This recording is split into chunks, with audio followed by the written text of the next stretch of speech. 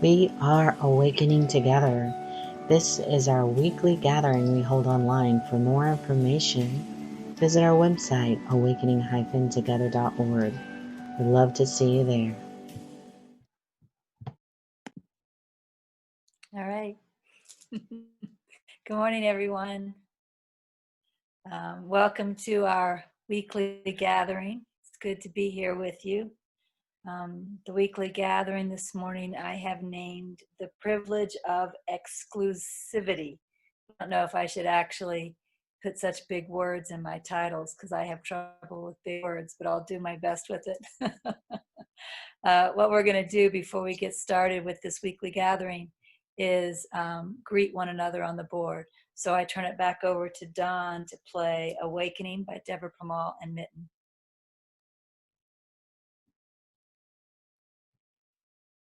Okay, thank you very much, Dawn. This morning I have selected a statement of purpose for our weekly gathering. We accept one true self, which is one presence or being, non-dual, without beginning or end, and absolutely changeless. We live this value by practicing letting go of the belief in the individual self as who we are.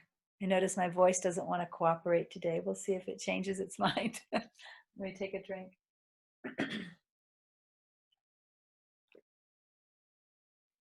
Hopefully, yeah, I think that maybe that strengthened it a little bit.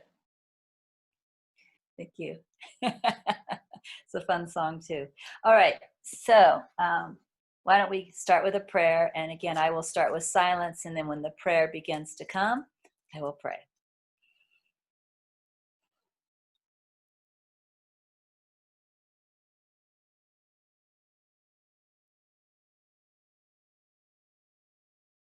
There's gratitude for silence, because in the silence there is the clarity that there is only one here.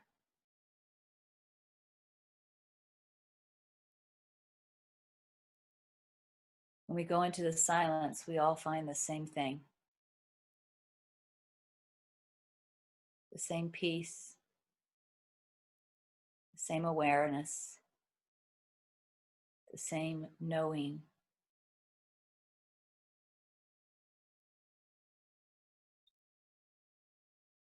And that's the level at which we are one.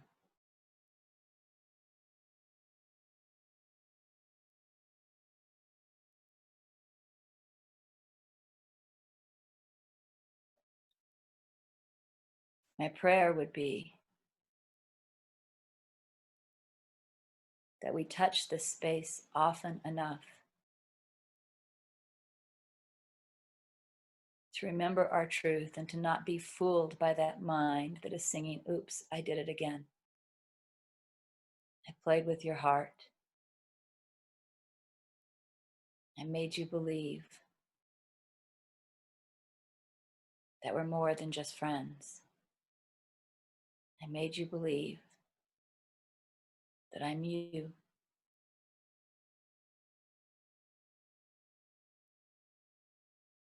It's okay that the mind's here because it is here. And anything that is okay. But just to keep our sanity by knowing what we are and what we aren't, that is enough. So that's my prayer for us all.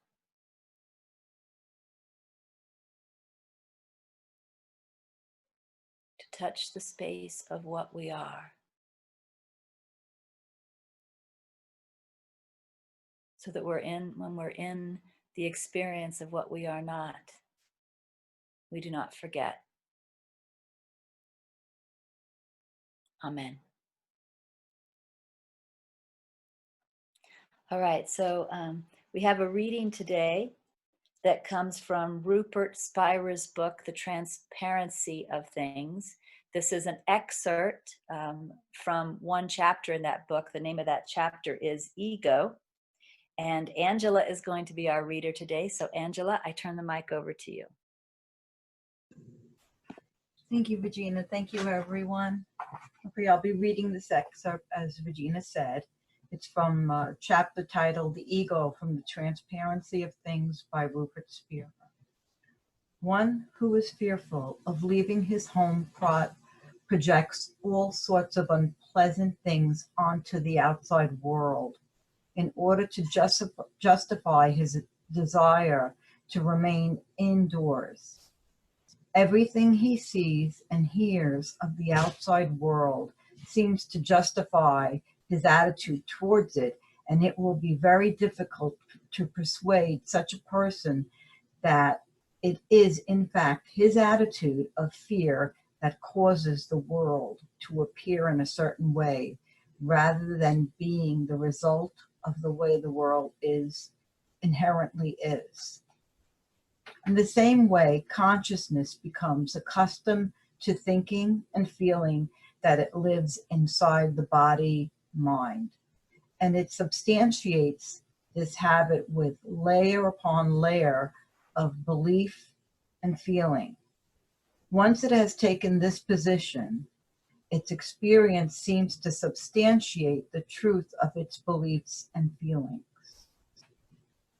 The ego, consciousness pretending to be a separate entity, is a postmaster at appropriating whatever is available in order to perpetuate itself.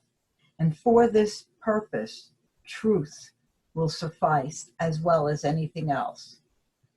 In some ways, it is the ultimate security because it cannot be trumped.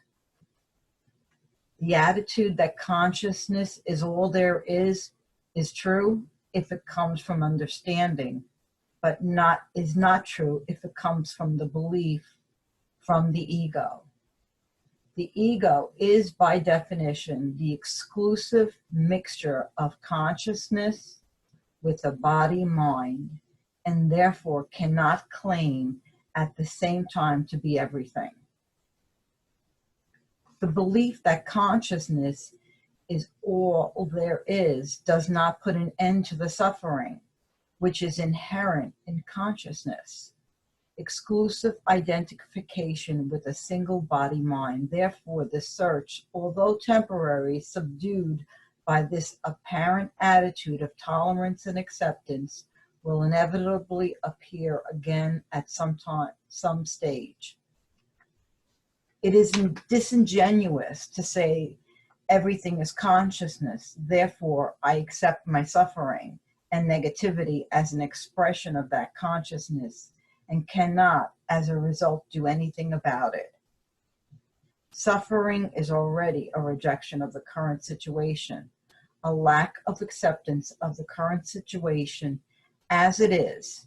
This rejection is the counterpart of consciousness, exclusive identification with a body-mind. That's what suffering boils down to. If our credo is everything is consciousness, therefore everything is as good as anything else, therefore I cannot change my suffering, then why not apply the attitude to the current situation in the first place and welcome it exactly as it is? Instead of accepting our rejection of the current situation, why not simply accept the current situation itself? Suffering would cease right there. This so-called acceptance of rejection of the moment is not the true, impartial, benevolent welcoming of everything within consciousness. Consciousness, it is fear dressed up as understanding. Pseudo vita, I'm not sure if I'm saying that right, such as the very activity of the ego itself, perpetuating its own isolation and misery. Ego is simply the exclusive mixture of impersonal personal consciousness, which is seeing and understanding these words now with a single body and mind.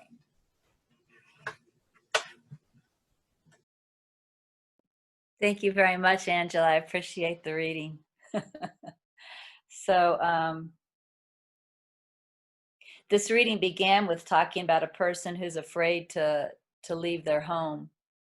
And I remember once I watched a movie. I don't remember the name of the movie, but it was a movie about a young man who was put into I'm sure the proper word nowadays isn't insane asylum. I'm sure there's a better word, a mental hospital, I guess. But anyway, that's where he was placed, and he was there with many residents, and got to know all the residents. And the movie's all about this. But one of the residents was a person who began by being afraid to leave his home.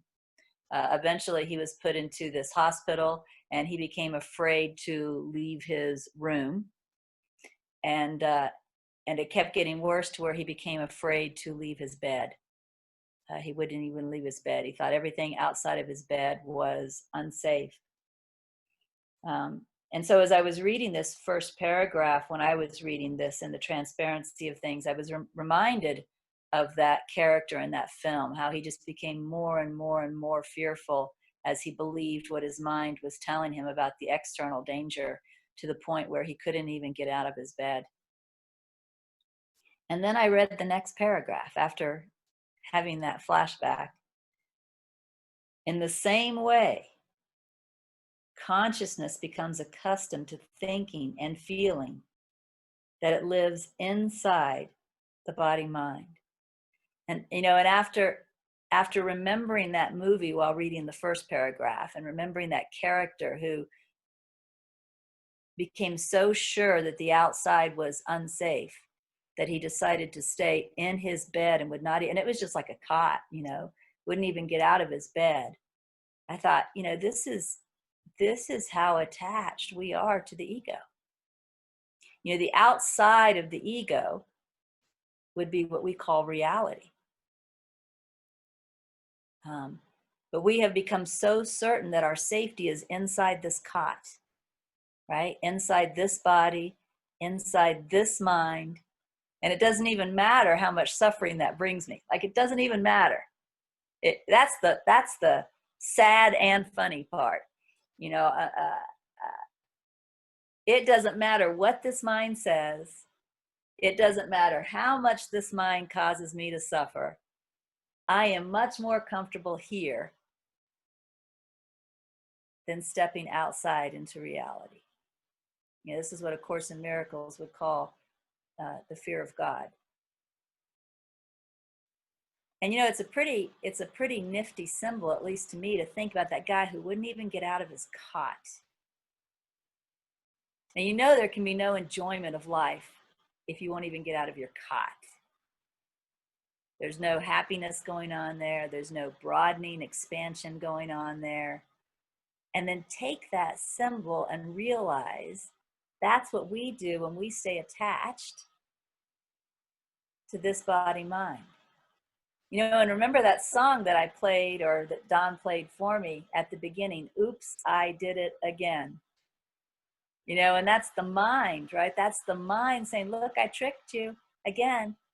I tricked you into thinking we're more than just friends, right? I stole your heart again.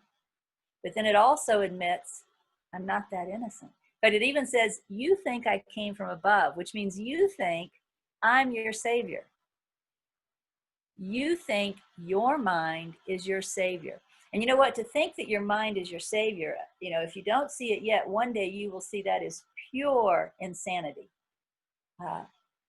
Because your mind is the cause of all your problems. Your mind is the cause of all your suffering. Being stuck in that cot and unwilling to step outside of it is your problem. But somehow you've come to feel safe there.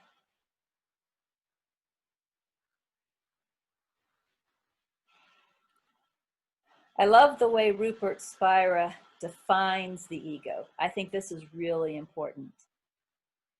He defines the ego as, and if you could see the writing, it's all hyphenated, like this is one very long word. Okay, one word. Consciousness pretending to be a separate entity. One word, ego. Consciousness pretending to be a separate entity. In other words, it's that attention locked into that mind, as if that mind is what I am. Attention locked on to that mind, just believing that mind. And if you think about a crazy guy laying in a cot, afraid to get out of his cot, afraid even if he steps on the floor and stands up right next to his cot that he's in danger, that's how locked on we can be to our mind. He clings to that cot inside of an insane asylum as if that's his safety. That's the only thing that keeps him safe. That's how many of us cling to our minds, regardless of what our minds says about others, about ourselves, regardless of how often it gets us freaking out with fear, or feeling terrible with guilt or unworthiness, or ferocious with anger. Regardless of what it does, we are so friggin' blind that we can't see that it's not our safety. It's our suffering. It's not our answer. It didn't come from above.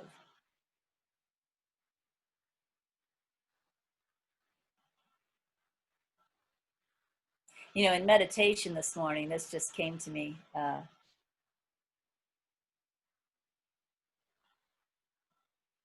While I was in meditation, there was this sense, this feeling of Jesus in the desert for 40 days and 40 nights.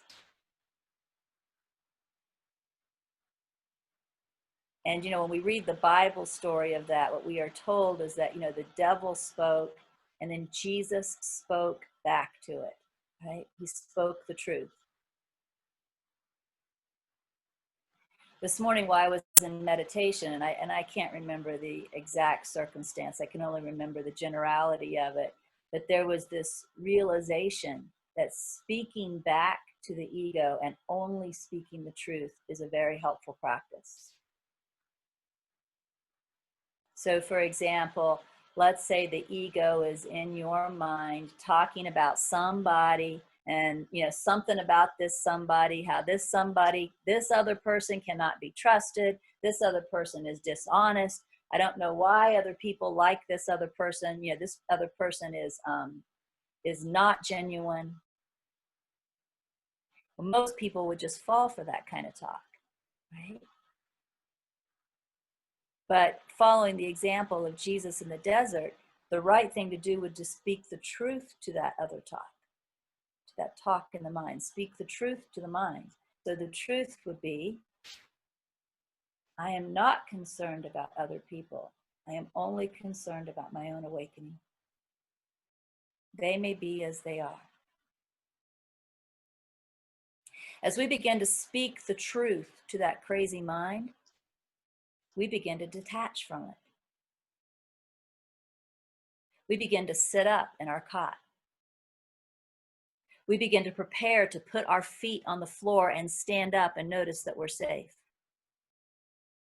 And then when the mind comes in, like, oh my gosh, you better get back in your cot, right? You know, the Course says that the ego is suspicious at best and vicious at worst. Those may not be the right words, but it can go from suspiciousness to viciousness, right? So when we stand up out of our cot, we start speaking the truth to the ego and living by that truth that we spoke, it gets even louder. Get back in the cot! You know? I notice I'm safe. I notice I'm okay. You speak the truth to it, and then you can take the next step. Consciousness pretending to be a separate entity is falling for that mind, falling for that oops, I did it again, ha ha ha mind that Jesus called the devil. The devil. That's what Jesus called it. But when he was in the desert and it spoke to him, he only spoke the truth to it. That was his only response. He didn't fight it, he didn't argue with it. He just spoke the truth and then lived by the truth that he spoke.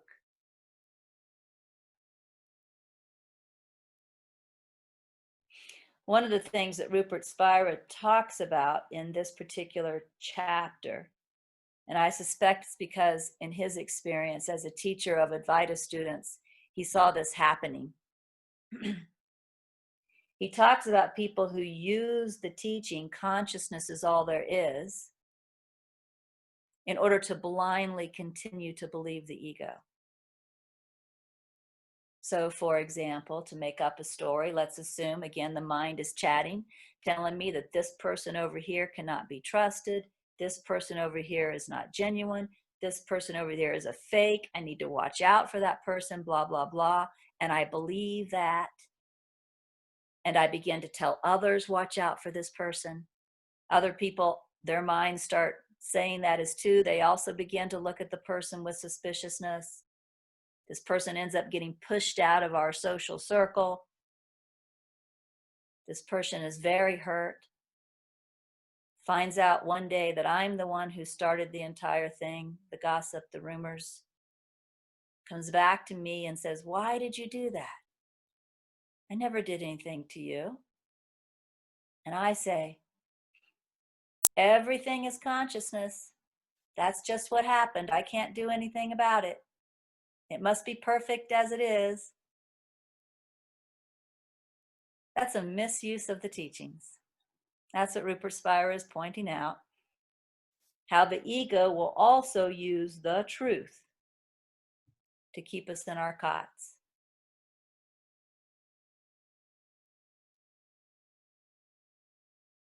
One of my favorite words is the word genuine. Not that I want to be listening to the ego in my mind and judging you to see if you're being genuine.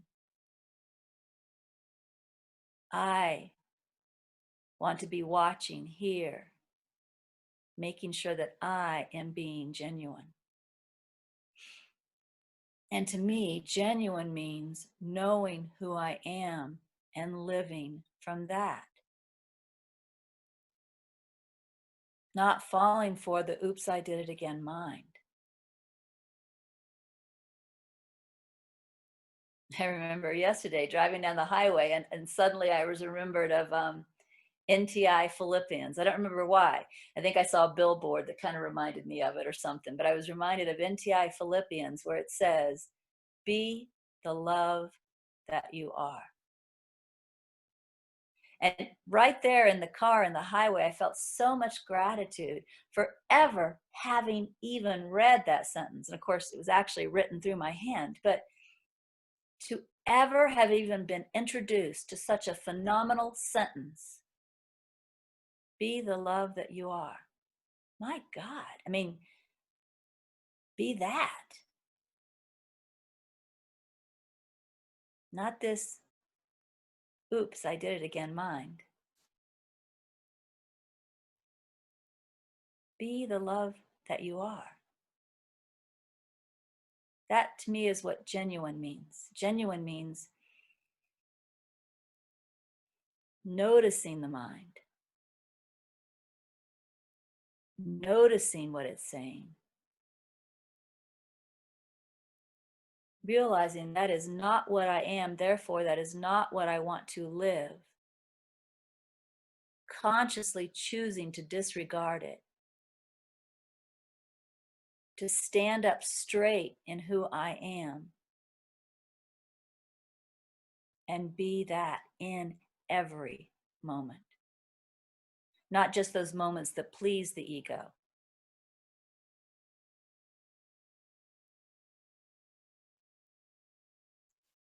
In every moment, to be who I am, regardless of what's going on, regardless of how everyone else around me is being, You know, one mistake that a lot of people make, especially in spiritual circles, for some reason, people come into a spiritual circle thinking because this is a spiritual circle, everyone here is going to be perfect. And then when they see someone slipping for their oops, I did it again mind, then they turn around and fall for their oops, I did it again mind, but that person's not genuine. I just saw him get angry, or I just saw her do something else that wasn't genuine. Not realizing that now I'm falling for my oops, I did it again mind.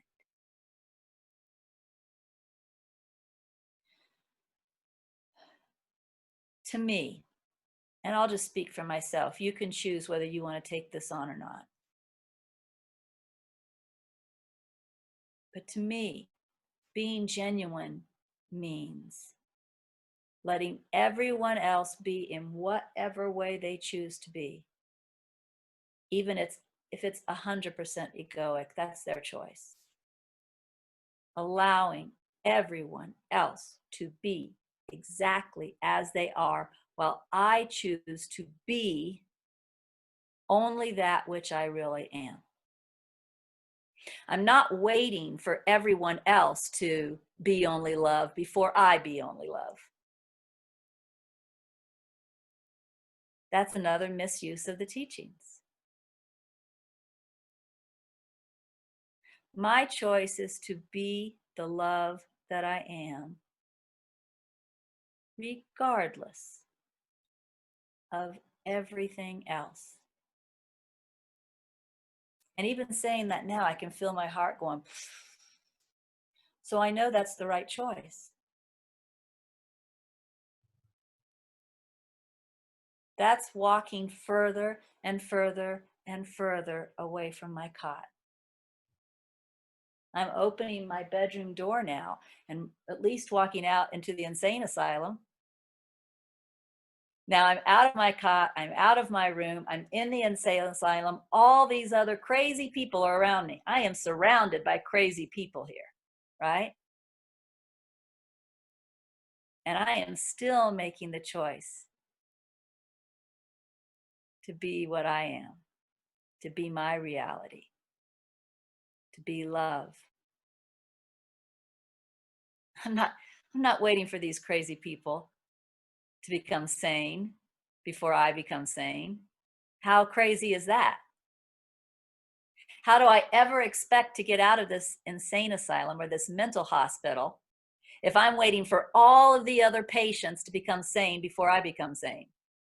I mean, really, what do you think my chances are of getting out of here? Yeah, pretty nil. In spite of the fact that they are all still being crazy.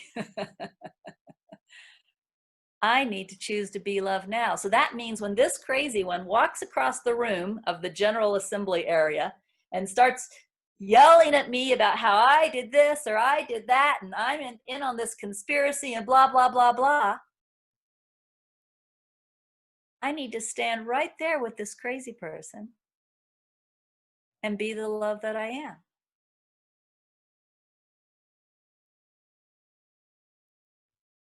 I can't let the fact that someone who is believing their insane mind is in my presence. I can't let that knock me off of my sanity.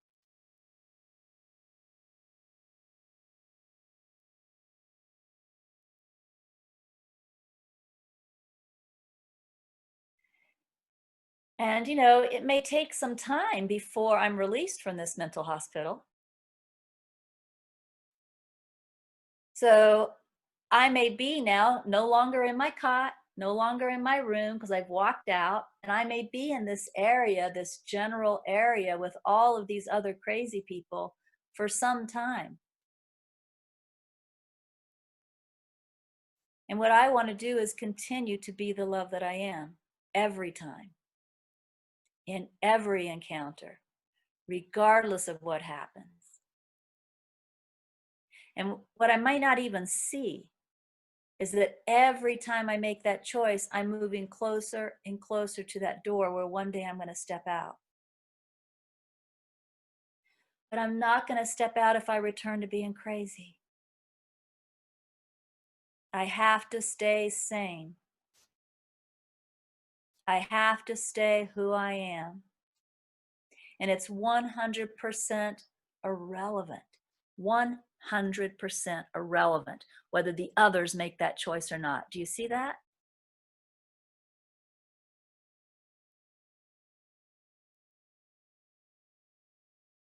And maybe as I'm leaving the hospital, I even get put in like this little group. Maybe the doctor sees the progress I'm making, and I get put in this little group of other people who are also making progress.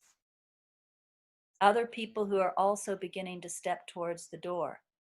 That might be kind of like a spiritual group, like awakening together in the world, right? We might have found our way into that little group of people who are making their way towards the door, and we're here to encourage each other and help each other out the door. And yet, even within this group, there are still some who are believing their minds sometimes, on some days, in some situations.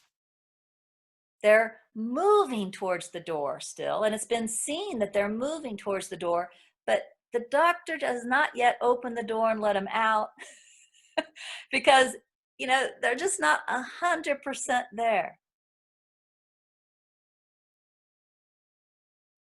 What if we saw awakening together that way? Maybe we would give each other some slack for our lack of perfection.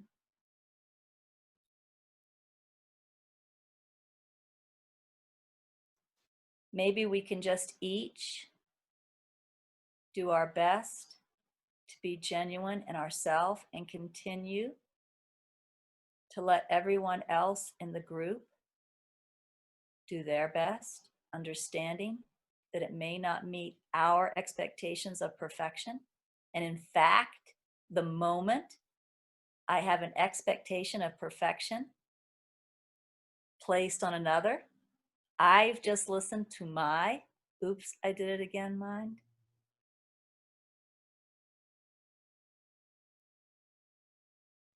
So there I am in this group.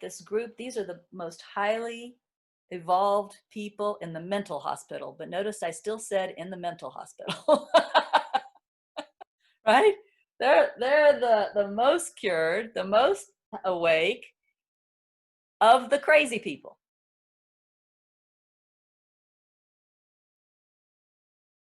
And my intention for being in this group is still to get out of the hospital.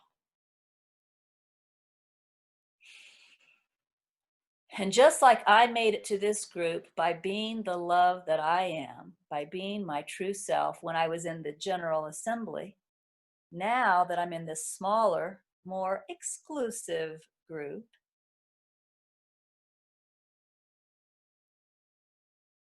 I still need to stay there.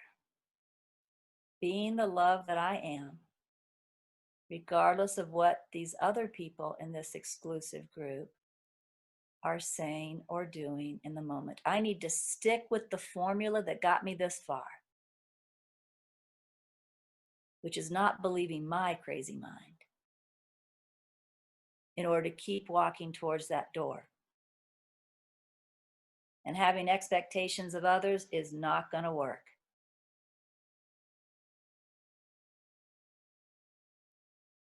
That's how I'm genuine. I'm genuine by allowing everything else to be as it is, allowing everyone else to be as it is, while I continue that discernment between the crazy mind and my true self. And I live and speak and act from my true self, regardless of what everyone else in the group is doing. They are not my business. I am my business.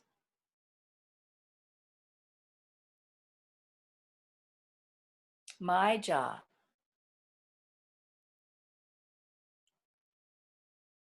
is to become pure Another one of my favorite words, pure.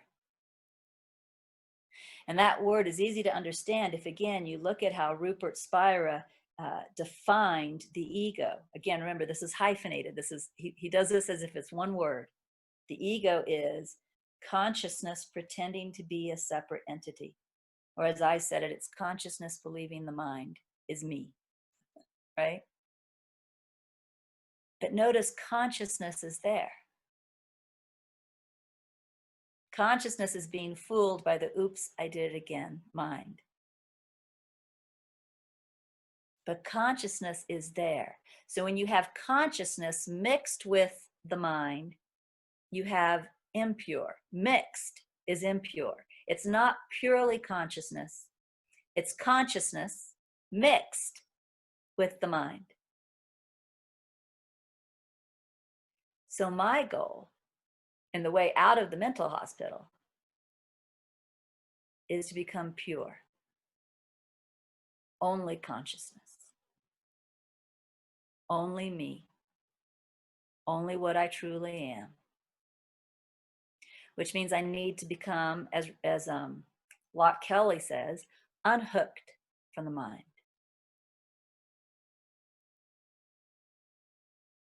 I need to leave that mind on the floor in the mental hospital, like a puddle that somebody can, mop up with a mop and a bucket.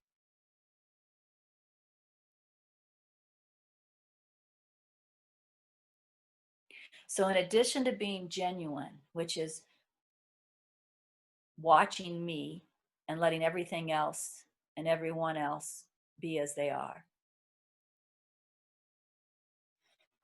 I want to remember that my goal is to become pure, consciousness only.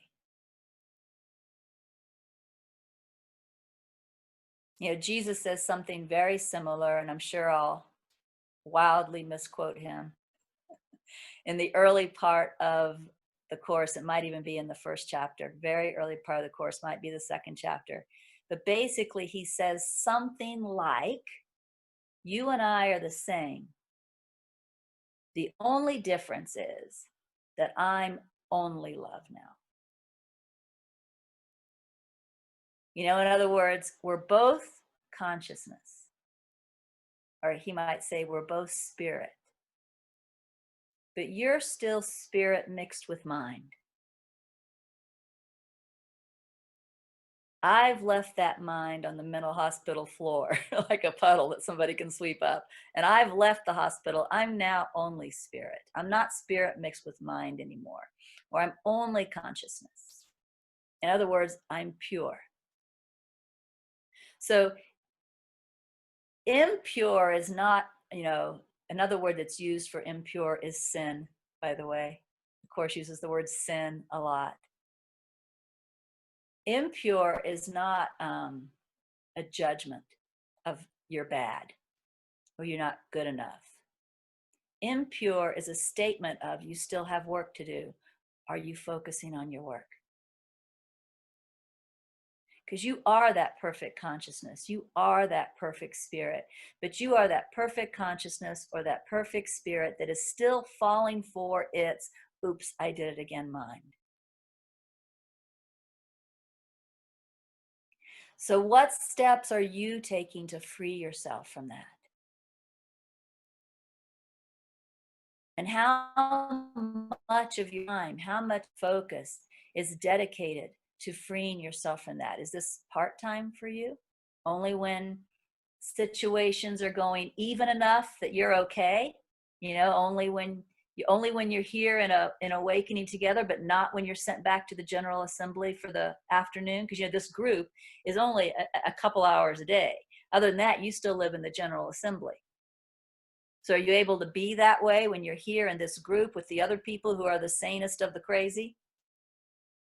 But then as soon as you're thrown back in with those who are still fully crazy, you lose it because, my God, they're not acting the way I want them to?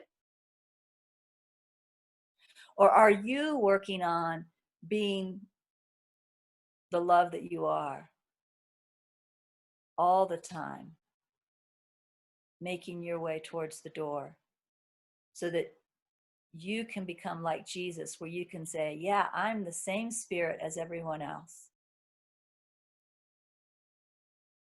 but now I'm pure. I'm no longer mixed with mind.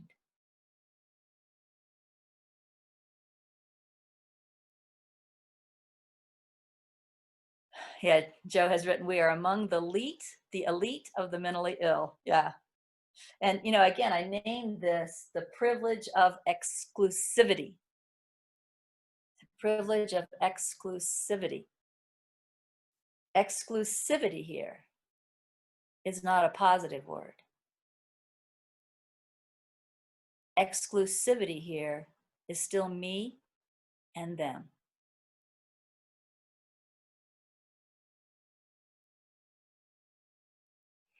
Exclusivity is consciousness pretending to be a separate entity. Exclusivity is ego.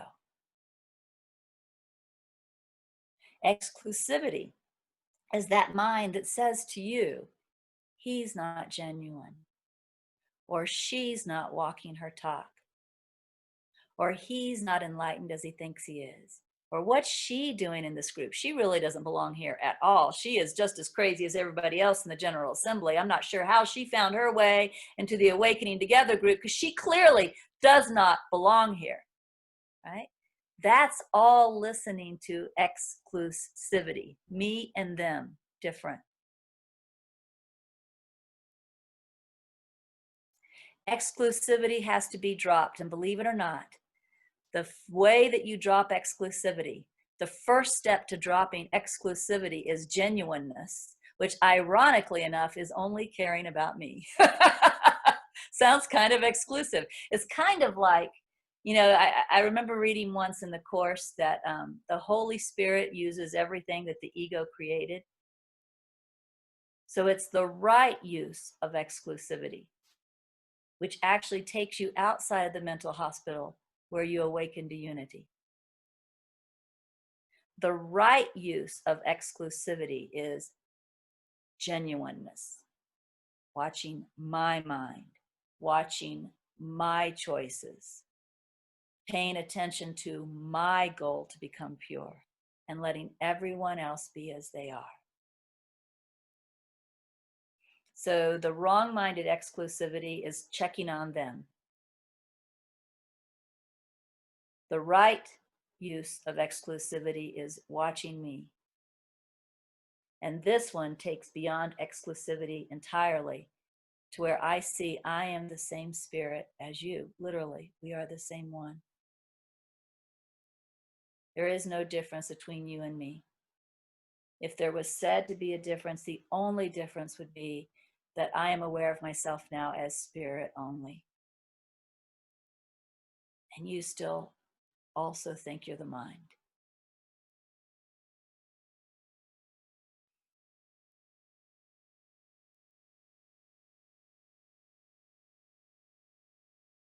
We're going to play another song in a moment. And the name of this song is I Am Everything. And I'm going to ask you to listen to the song if you can, because the reason I picked this song is in the song, there's a woman, or at least I imagine her as a woman. Maybe that's because I'm a woman, but there's a woman walking down the street and she comes across a homeless drunk, begging for change, possibly to go buy another bottle of cheap wine. And she walks right by this homeless drunk, not even looking at him. And he's the one singing the song. Listen to what he says. Also, if you feel to donate to Awakening Together, Don will share a link and you can do that. In this song, clearly the homeless wino was asking for charity. And A Course in Miracles, charity is realizing crazy person that you're looking at now is still spirit. Sure, spirit mixed with believing mind, but still spirit. and focusing your attention on that instead of on the crazy mind that's being expressed or acted out right now. If you can remember that their spirit mistakenly believing the mind, and then you focus on not making the same mistake, you focus on not believing your mind, you're walking out of the hospital. So that's all I have to share. And now I would love to hear if you have anything you would like to say.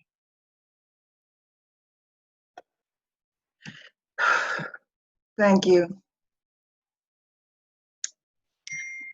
I had to be, at first I wanted to share my great awarenesses, and I realized, what is my motivation for making this choice of speaking? And I had to look within, and that I don't want to speak from knowing. I mean, I do, but the thinking it knows, you know, I want to speak from the true self. And I'm really grateful that I'm starting to get a glimmer of what that is. And then I lived for so long, aligned with the world, whatever you want to speak, on with the ego, consciousness, thinking it's a separate entity, whatever.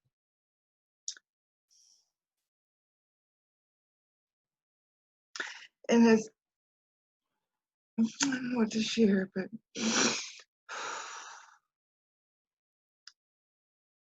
I get a sense that speaking words is ego too, in a way.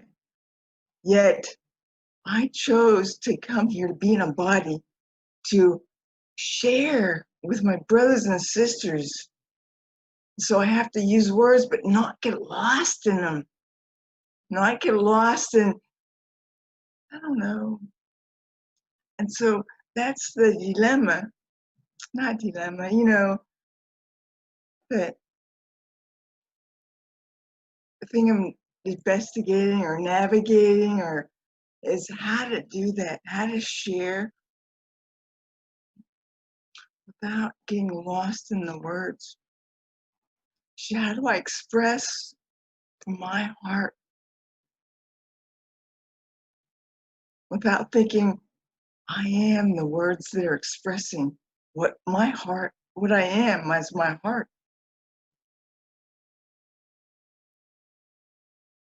I'm not planning on saying that, but I'm so grateful that I started practice asking Spirit that whatever is shared here, to hear only the truth and to let the rest go. And I'm really grateful that, and I don't want this to come from ego. How do I express it? That I heard exactly what I needed to hear. Not everything, but helpful. That for me to open up closer to the realization of who I am in truth. I can let the rest go. And it's interesting, I used to listen to that song. I'd like to know if there's, I can't find it anywhere on YouTube, and I'd like to find it somewhere else and put it on like Amazon, but I can't. So I don't think it's possible, but I would like it. And that could be good too, but I'm navigating this world of form to come to a realization that I'm not form. Yet I chose, I'm choosing to leave here, and I'm like, surrounded by things to do. And I'm using that incredible singing mountain singing to practice. What do I do now? And I read the Teaching Me on, and I wrote the cards, those questions, and then I didn't do them. I shared them with people, and I didn't do them.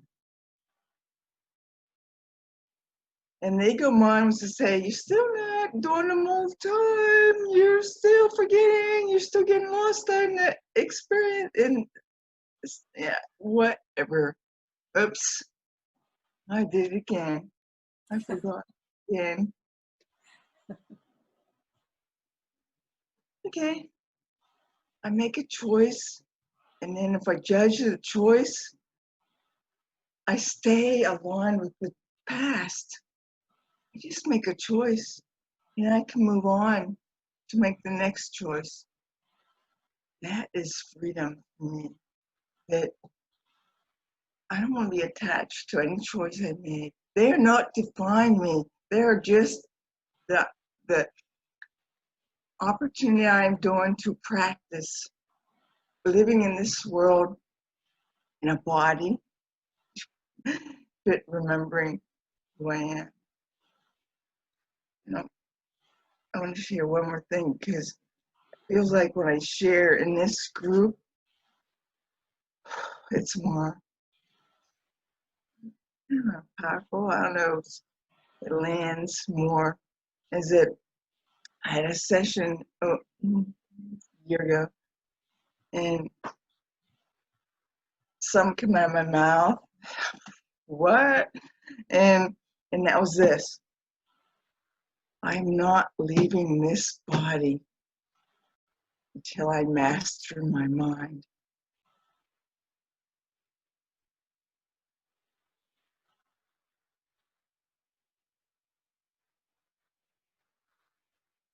I didn't believe it was ever possible. But I am willing to consider what I thought was impossible. It's possible. What ego tells me is not, is, because anything is possible in God. So I probably almost the time. So thank you. Thank you, Regina. Thank you, God, acting as Regina. Thank you, Carla, and I love your haircut. It's very cute. So what I want to do now is move to playing the last song. Don will do that. This is a song by John Legend, who recently got to play Jesus in Jesus Christ Superstar. That was fun to watch. This song to me is a representative of both the path out of the hospital and the way we see once we're outside the hospital. It's a song that he just wrote this year, just put up in May of this year. It's called Bigger Love. And you can tell he did the video from home because he was under quarantine, right? So John Legend, Bigger Love. Don, will you please play that for us? So you want to know how to get out of this mental hospital? Be the love that you are. Good day, everyone. See you tonight. Thank you for watching. This was our weekly gathering that we hold online. For more information, you can visit our website at awakening-together.org, or you can subscribe to our Awakening Together channel and click the bell for more notifications when we post our weekly gatherings. Thank you again for watching.